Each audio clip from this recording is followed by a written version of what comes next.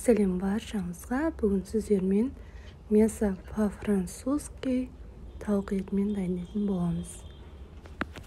Өте дәмді, сочный, мощный болып шығатын тағамның бір түрі.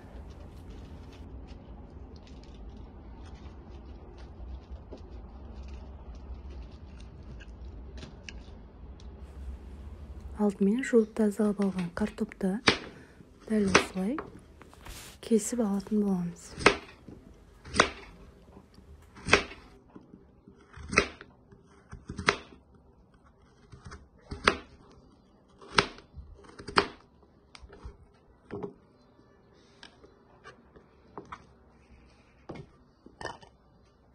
Келесі кезек тауықтың төс еті, филесі.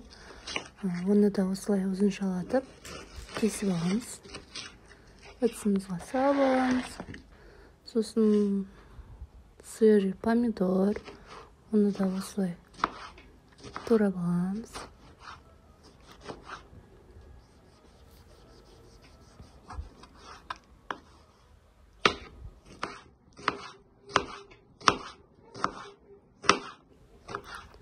Сосын сырымызды да осылай ұзынша етіп, теркадан өткізбей, осылай кесіп алсаңыз да болады. Мен осылай кесіп алдым. Енді формаға реттілікпен орналастыратын боламыз. Алдымен картопты астына төсеп, үстіне тұзын, кез келген дәмдеуші салсаңыздар болады.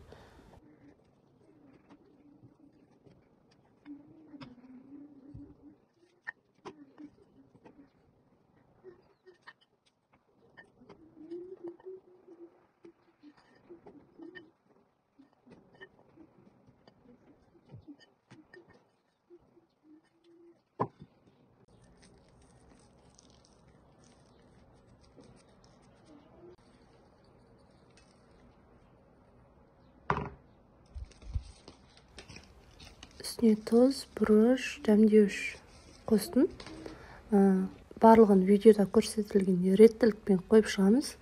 Енді картоптың үстіне тауық филесін қойып, барлығын біркелкетіп қойып шығатын боламыз.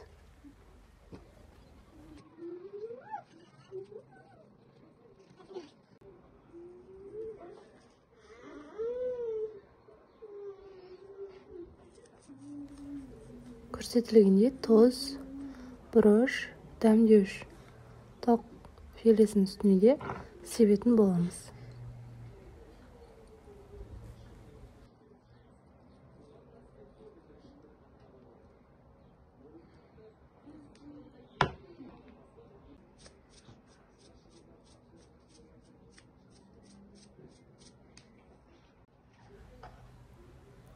Тауықтың үстінен қызанақтарды қойып шығатын боламыз.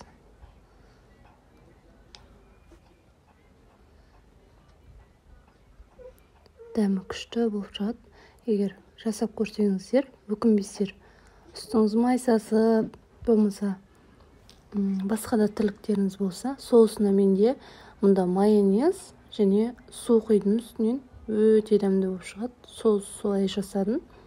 Осылай құйып үстінен, оның үстіне сырымызды салып, үстін фольгамен жауып, 40-45 минут аралығында пісіріп аласыздар. Алдын ала пешіңізді қыздырып қойып қойсаңыз болады. Қыздырып тұрған пешке 40-45 минутта 180 градуста пісіріп алатын боламыз. Басқа да жұмыстарымыз болса, үйде соны жасап жүріп, осы тамақты пешке салып қоюға болады.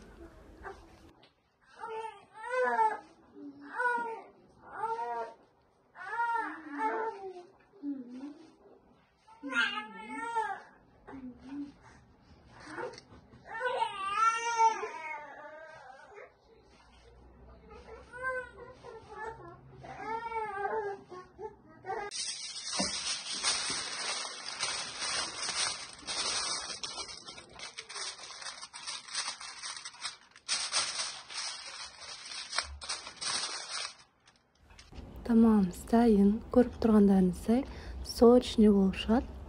жасап көруге кеңес берем. Жасап көріңіздер.